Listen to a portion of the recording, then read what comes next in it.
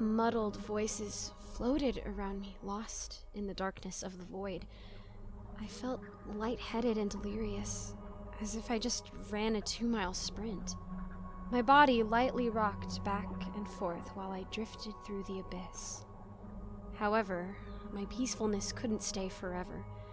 The rocking became more aggressive, the din of the voices grew louder, and the darkness brightened. The sight of a ceiling fan greeted me. I groaned and rolled over and froze. The sight of Avery's lifeless sockets gazed back. I gasped and attempted to roll away, but I failed to move far, my strength still returning. As I lay panting on the carpeted floor, Ava's voice crescendoed in my ears. Her and performed CPR on her. She was rescued by the doctor. Bailey survived. Her words slammed into me like a freight train. I'm still alive. I have a second chance. I didn't... A painful kick to my ribcage jolted me. The breath was once again stolen from my lungs, this time in a different manner. Get up, you! You're not dead yet, so act like it. Ava's horrific voice spurred me into sitting back up in my original position. There was no incentive like a pissed-off teen screeching at you. Resuming a calmer state, she urged us onto the next task. Even though I had survived, we still had to fill her bloodlust through the chopping block. She didn't order us this time. We already knew the drill. It was time for another death. Who would want to kill Bailey, huh? Asked Haley. Gabe spoke up, saying, "All I know is that it wasn't me." He splayed his hands in the air. "I'm innocent. I'm an angel. I wouldn't harm a fly." Kendon narrowed his eyes. "But didn't you say earlier that you didn't care who died as long as you survived? And you and Bailey did have an argument earlier." Gabe opened his mouth to retort, but I cut him off before any more drama arose. "Hey, just stop! I need to come clean right now before we accuse anyone of being evil. I'm the detective." Damara gasped. "But why would you say that? Now you're in danger." "And why should we trust you? What if you're lying?" Monica said. Before I could defend myself, Damien spoke up. "She was right about Jacob. She might not be lying." "I'm not saying I'm doubting her," said Damara, "but I just feel terrible that she potentially put her life on the line for us." I've had enough of Damara's act of being a poor, caring victim. She has manipulated people before, mainly boyfriends, to get her own way. It's time for her to finally cut the crap. Okay, Damara, you know what? Shut up! You're Mafia, so stop acting like you care about me putting myself in danger. I can practically see the angry fire in your eyes that your attempt to off me didn't work. What? No, she spluttered. "I do care. I don't want anyone to die." Haley muttered, "That's what a Mafia member would say." Her lighthearted attempt to lighten the tension didn't work. Honestly, nothing could lighten the mood that clouded the room. Kendon replied, "I think we should listen to Bailey. She was right about Jacob, and Damara didn't vote for him either." He sent an accusatory glance in her direction. "Well, neither did Gabe or Damien, and aren't they still alive?" Damara explained. Her tone wasn't defensive or angry. She was just stating the facts. A tense silence filled the room until I raised my hand. Every gaze fell onto my palm. "I know what I'm talking about, and I know what I'm doing. If the rest of you want to survive, you better listen." Kendon was the first, followed closely by Haley, Gabe, and Monica. Oddly enough, Damien didn't vote for her. He doesn't talk much, but when he does, he makes everything way more confusing than it needs to be. Damara's victim complex fell when she realized her fate. Well, crap. you caught on. I tried to disguise myself, but maybe I tried too hard. I don't want to die. Just make sure people hear about what happened tonight. And we are all just trying to survive. I don't blame any of you, and I hope you guys don't either. Her head hung low and tears dropped down her cheeks. Slow clapping resounded like a thunderstorm had condensed the room. Ava chuckled as we cowered from the volume. Bravo! Bravo! What a moving performance. You almost brought a tear to my eye. Almost. Thank you for distracting them long enough for me to think of a perfect way to off you. Just get it over with, Damara spat out, teeth gritting. Finally, someone is eager to hear a story. So, after she slipped away from the scene of the crime, Damara exited the building. The bouncer saw her escaping as a report of an attempted murder was broadcast over his walkie-talkie. He chased after her, trying to flag her down. As she glanced over her shoulder to look at him, she stumbled into heavy traffic. She ran straight in front of a van, and it hit her like she was a bug on a windshield. Her organs were crushed, and as the car ran over her, her neck snapped. A sickening crackle emitted from her spine, her head twisting almost 180 degrees. Damara is dead. She was Mafia. Being immune to death was a feeling I was getting used to. But it wasn't something I was comfortable with. Feeling numb is usually a comfort when someone is in pain, yet for me, I only feel emptiness. Only one Mafia left. Good luck. Ava didn't direct who she was wishing good luck upon, she just left it ambiguous. Nightfall descended on us. We had a good chance of surviving the Mafia with 5 against 1. But to save the most I could, I needed to choose the right person. I did a mental check of everything I observed from everyone, tracking down who seemed like the most likely candidate. While I was pondering who could be the last person standing in the way of my freedom, an ear-splitting shriek pierced my ear. No cheating! A wet, squishing noise invaded my ears while Damien's screams filled the silence, both quickly cut off, leaving the thump of my heart the only thing I heard. After a few moments of rest, Ava spoke up again. You filthy wretch. You tried to cheat by peeking at the Mafia. You probably thought I wouldn't see, but I allow no cheaters in my game. So I took the very tools from you that you used to cheat. She spat on his desecrated corpse. I could only imagine what happened to him. Sadly, I knew he just drew his last breath. When it was my turn to detect, I caught a glimpse of Ava's bloodied thumbs. Damien's body, thankfully, faced the opposite direction of me. I blocked the image out of my mind and got working.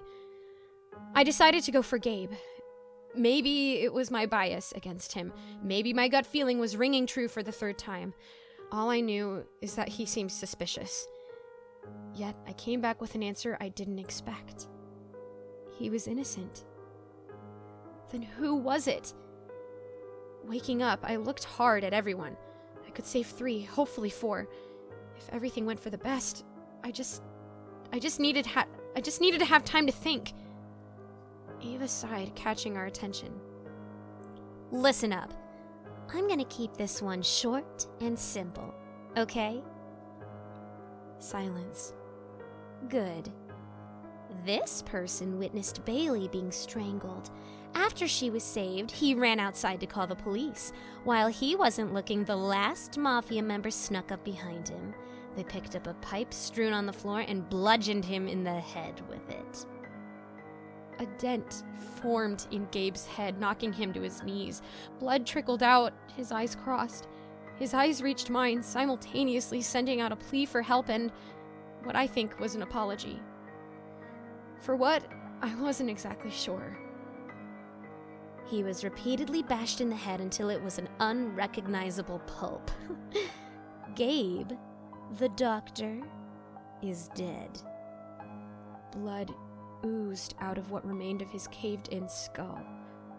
With Gabe gone, it left only Haley and Monica as the remaining suspects.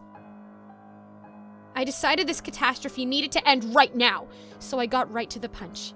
So I know Kendon is innocent, and I'm innocent. It's just you two left, I said, motioning to the other girls. Defend yourselves. I hoped Monica was innocent. Haley was such a loyal friend, but Monica was my best friend. Since preschool, we've been inseparable. I just hoped beyond hope it didn't come down to her. Haley kicked it off. Let me start off with this. I have always had your back this entire game. I have defended you against Gabe's douchebagginess, against Damara's claims, against everything else. If I was Mafia, why would I try so hard to help you? To gain our trust? Kendon skeptically offered. I mean, both of you voted both times for the Mafia, I said. One of you betrayed your teammates, hoping to not seem suspicious to the rest of us. I'm sorry if I've been silent, but I'm still just shocked over Lillian's death. It's just... Monica's voice trailed off. Also, why would I try to kill my best friend? To survive like the rest of us? Duh! Haley said, exasperated. This remark sent the two into a squabble about all they had done to prove their innocence. Though they stopped after Kendon yelled, "Enough! Both of you are equally suspicious." He turned to me. I just think we need to go off on our gut instinct and choose. Arguing will get no one nowhere. Looking into his eyes, I think we both knew who to choose. No matter how much it pained us to condemn a friend. I nodded. Let's vote, I replied, voice quivering. Ava? Kendon called. Yes? Ava answered. I think we know who we're voting for. She just smiled, that hungry smile. Kendon turned back to the two and raised his hand. Monica, Her eyes widened as her fate settled on her. No, please, she squeaked. She turned to face me. Bailey, don't. I couldn't face her. I couldn't see the betrayal in her appearance. I'm so sorry. My hand was so low you could barely count it as raising it. But it still did the job. Ava took the cue to spin a new tale. The last 3 remaining survivors banded together after they realized Monica was gone. They tracked her down and kidnapped her, binding her legs and wrists. They took her to a forest outside of the city and dragged her into the woods. Taking matters into their own hands, they tied a noose around her neck. Then, they threw the other end of the rope over a tree branch. Saying their final goodbyes, they began to lynch Monica. Monica reached for her neck as wheezes escaped her mouth. A red line formed on her neck where the imaginary rope would be, and blood rushed to her head as she struggled for oxygen. She let out a strangled cry. Look, ice! I relented to her request, tears blurring my vision. I knew the pain she was in. I went through it myself. Except this time there was no one to save her. We locked gazes. I could almost feel the strangulation I already experienced. Blood vessels had already burst in her eyes, giving them a dull, ruby-colored sheen. Her face turned into a violent shade of violet. She whispered one last word to me. Forgive. Her hands fell limp at her sides. The floor shook from the impact of her tumbling down. I felt my shoulders heaving, my body quaking. I realized I was sobbing.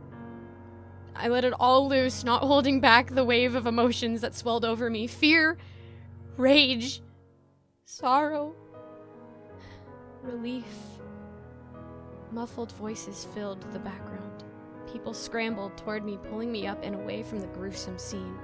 We fled out of the house and down the street. Everything after that was a blur. Later, I was told we ran across the street to a neighbor's house to call the police. When they investigated the house, they found all 7 mutilated bodies, plus 1. Ava was confirmed brain dead at the scene, but there were no signs of bodily harm or poison. It was like her brain shut off after we left the house. They wrote the whole crime off as unexplainable and never disclosed any information to the public. I'm attending the funeral service tomorrow, held for all 8 victims. Yes, I am counting Ava as a victim, because that night, that wasn't her. Something possessed her, perverted her mind, something otherworldly. I should feel somewhat relieved since I survived and that thing is gone. Yet something isn't settling right with me. The night after the horror finished, I shared a dream, or a nightmare, with Haley and Kendon.